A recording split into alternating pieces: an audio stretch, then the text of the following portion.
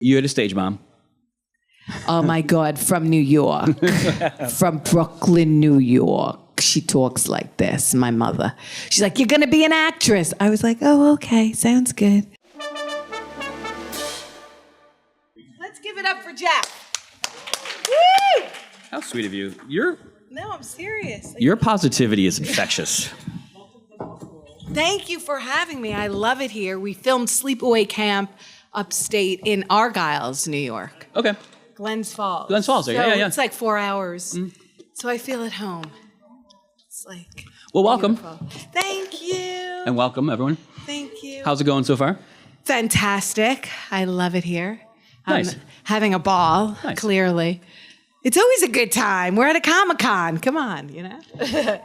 I want to ask you about your notoriety. Your notoriety primarily comes from, I mean, you've got such an astounding career.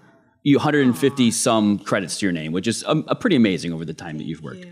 But your notoriety came primarily from Sleepaway Camp. Is there any part of you that is it on to you that you're primarily known for something you did when you were, my son is 13. Now you have a child around the same age.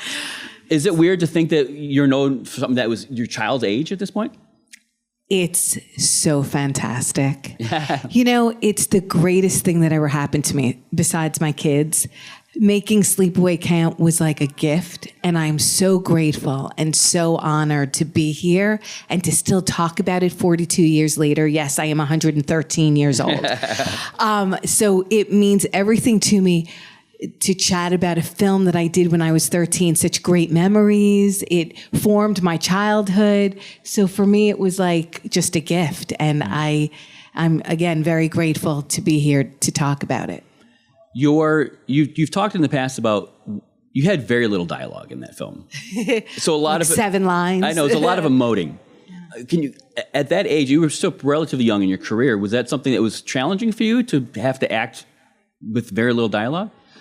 You know, I think as a child, we all have such great imaginations. You know, we play pretend all the time when you're really young. So it was sort of second nature. I had already been taking like acting classes and singing and dancing lessons. So I was kind of performing anyway. And then the director, Robert Hiltzik, was so great with me, like getting exactly what he wanted. And I think we just had a beautiful rapport, and it worked. It flowed. Right. You had a stage mom. Oh my God, from New York, from Brooklyn, New York. She talks like this, my mother. She's like, you're going to be an actress. I was like, oh, okay, sounds good. You know? How did you feel? I mean, obviously it worked out well for you, but at the time, was there any resistance on your end? I think there was some resistance. I mean, you know, I wanted to make sure that it was what I wanted, not what my mom wanted. So I went to college and I didn't act for a really long time. It wasn't until the early 2000s that I started doing film again after Sleepaway Camp. Right. So that was I went back to 8th grade after I made Sleepaway Camp, and I went to college and I did other various jobs. And then I thought, you know what? I really miss acting. I miss making film and TV and stage work.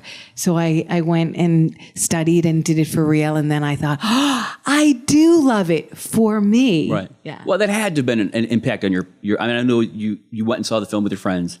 That had to have had an impact on your social life. I took my 8th grade class to the premiere of Sleepaway Camp. And they brought their parents. That went over really well. That end scene alone, I'm sure it went over really well. I was even like, oh my God, what was that? But did it have an impact on your social life? Were you like miss popularity for a hot minute? No. I mean, the girls at 13 are treacherous. They're not nice. And they were like, let's throw gum in our hair and let's, kind of emulate what happened on screen. So there were another group of girls who protected me and were like, no, don't pick on her. So it sort of worked itself out. But teenage girls are not very nice. I have two. I'll tell you right now. No. And it all worked out, but I definitely went through my pain, with junior high and whatnot. And it wasn't until I really found conventions that I realized, wow, I found my friends and family and my community. And that's why I do a lot of conventions, because I am so happy here and I feel comfortable in my skin being here. And I hope all of you feel that way, because I do feel that conventions bring us together as a community, as a family. We're kind to each other. We take care of each other. And that's the most important thing in life. So let's continue to do that. Before I babble on some more, does anyone have any questions? Yes. Well, you want to... Oh, I have a question, actually, perfect. real Let's quick. do it. I would love it. So what was your reaction as a young girl when you were told what the twist of Sleepaway Camp was? Was there any like, wait, do I want to do, or any hesitation, or was it like, that's kind of cool? Has anyone not seen Sleepaway Camp? Close your ears. No. So obviously, I'm sure you know there's a twist ending. And I was the only actor on set to have the full script. Oh. So I knew what was about to happen, with that last scene. I just thought it was really unique. When I read the script, it sounded cool. Like, I go to sleepaway camp. I hang out with everybody my age. But we were really young. I was 13 and they were 15, 16. We weren't like Friday the 13th. We weren't cast in California and we were like 32 playing 16. We were legitimately New York kids who were teenagers. And, it wasn't until, like I said, I saw it on the screen that I went, oh, that's what we made. It didn't really translate in my head from page to what the film would look like. But it seemed like a cool idea. Oh, that happened in the boating accident. That's who she really is. Cool. And now I understand it 42 years later. Awesome. Thank you. Good seeing you again. I got one. Thank you, Phil. Who's more twisted as a director? Damien Leone as Terrifier or Adam Green as Victor Crowley? Well, it's funny because my whole life I've been a huge Adam Green fan. Like when the first Hatchet came out, I was like, holy cow, this changed things for me. I love practical effects.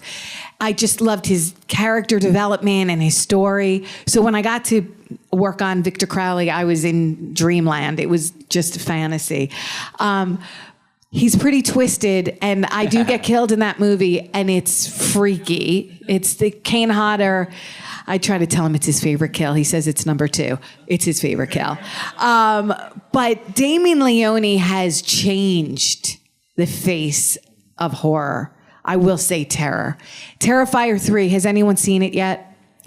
I saw it Thursday night.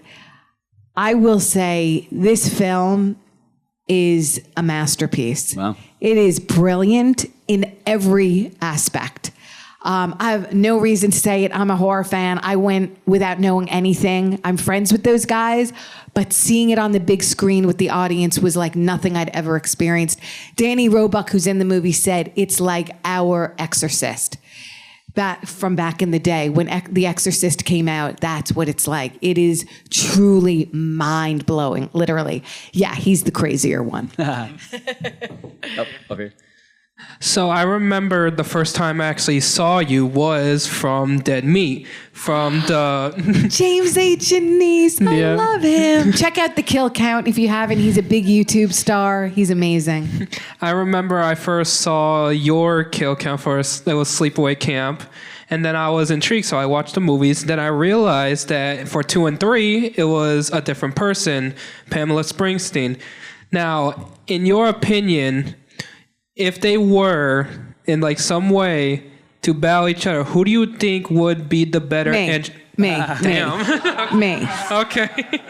She's hilarious. Now, I love 2 and 3. I love Pamela Springsteen. I auditioned for the role. I met with the director of parts 2 and 3, Michael Simpson.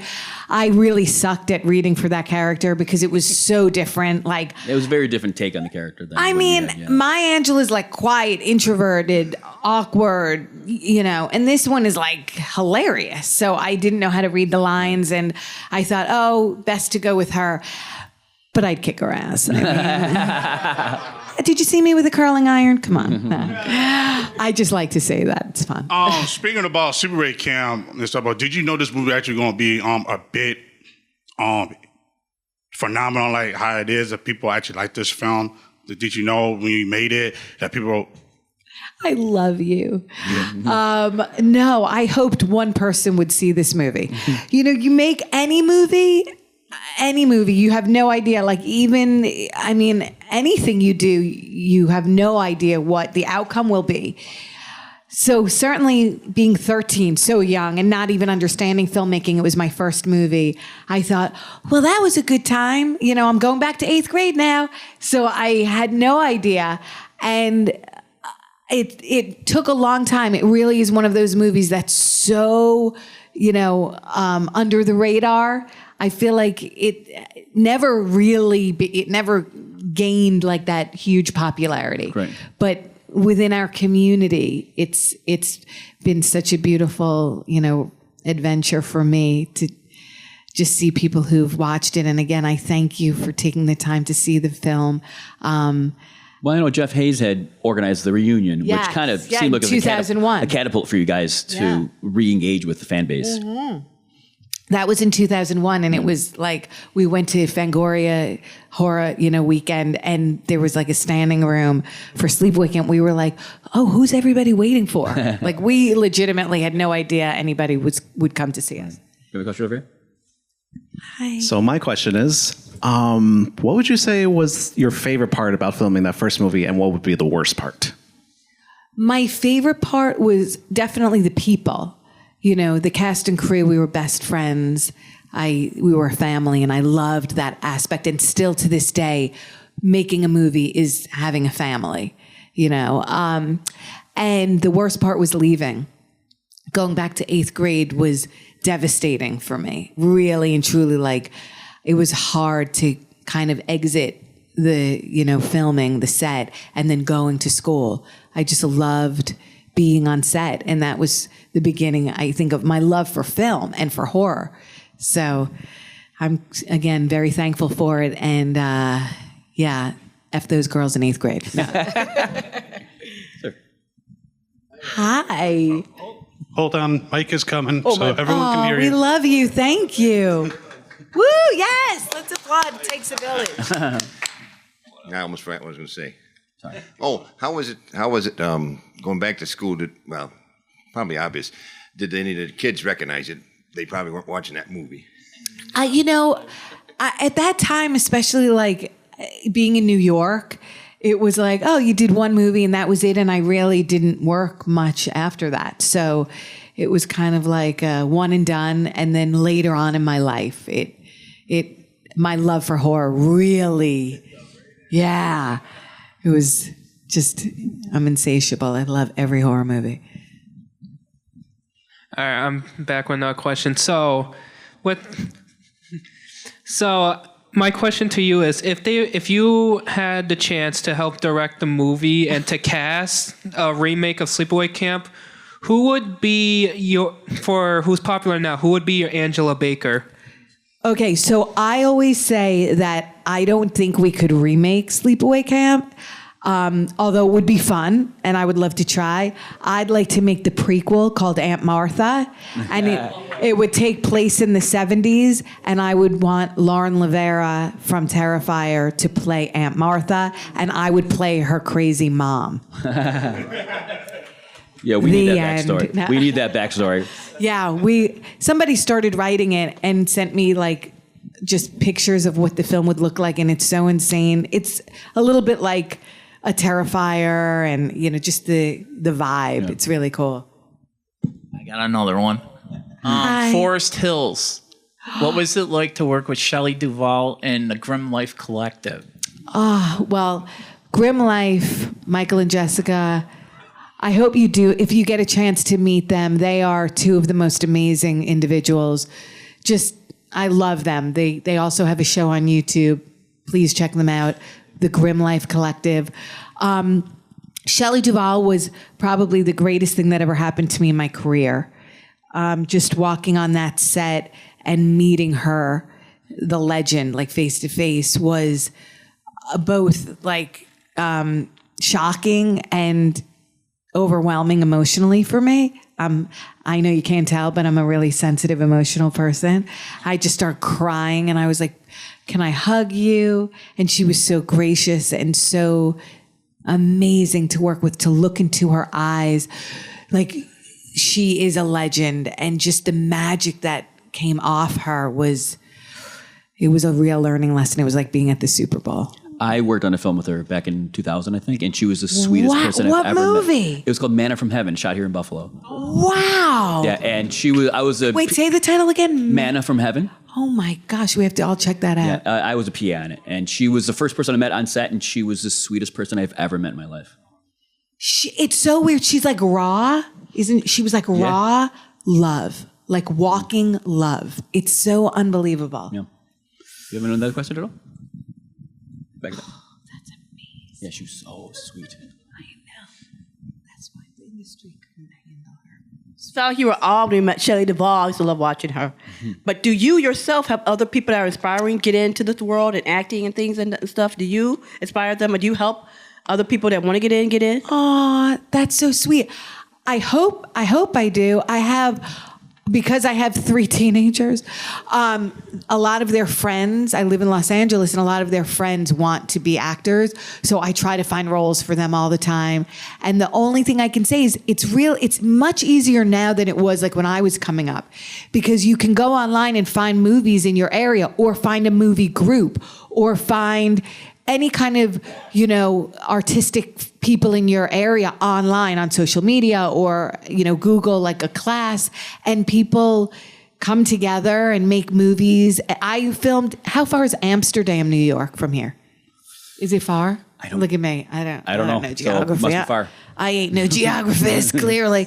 But I just filmed a movie there. And it's like you go to different areas. Now it's not just like LA. It's all over the country, all over the world. And again, it's the internet that brings us together, and we can make movies together. So I encourage everyone, create. We are born creators. Write, direct, find your group of people, make it happen.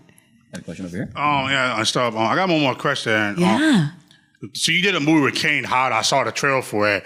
Yeah, so I met him back in June here. He was a nice guy.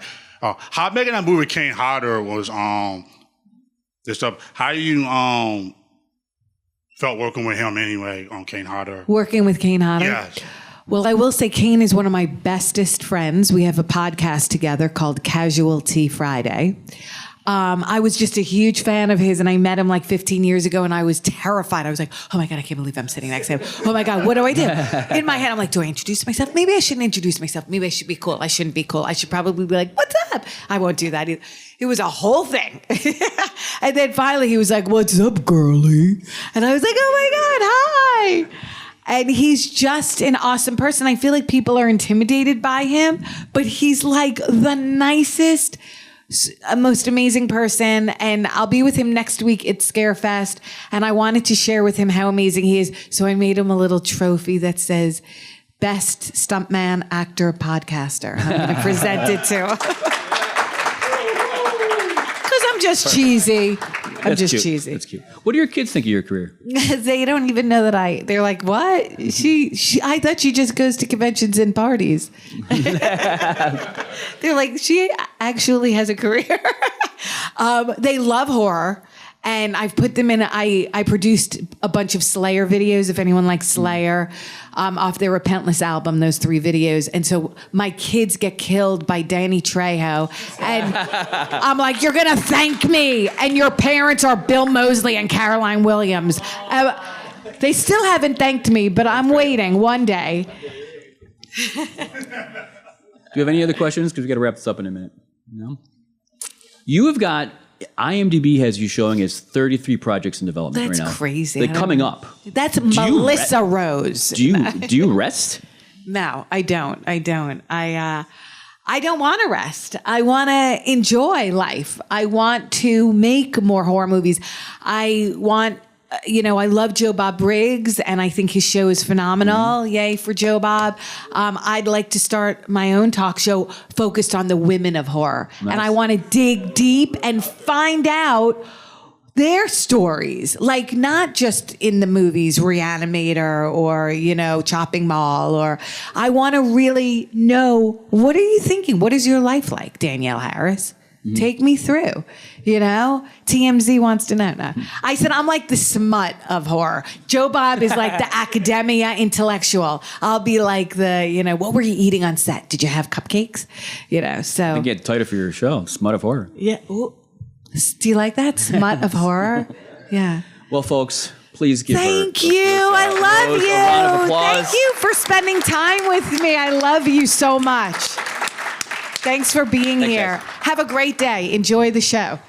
Hi, this is Amanda Tapping. Thanks for watching. And it doesn't matter if your reproductive organs are on the inside or the outside. You can still enjoy Fandom Spotlight.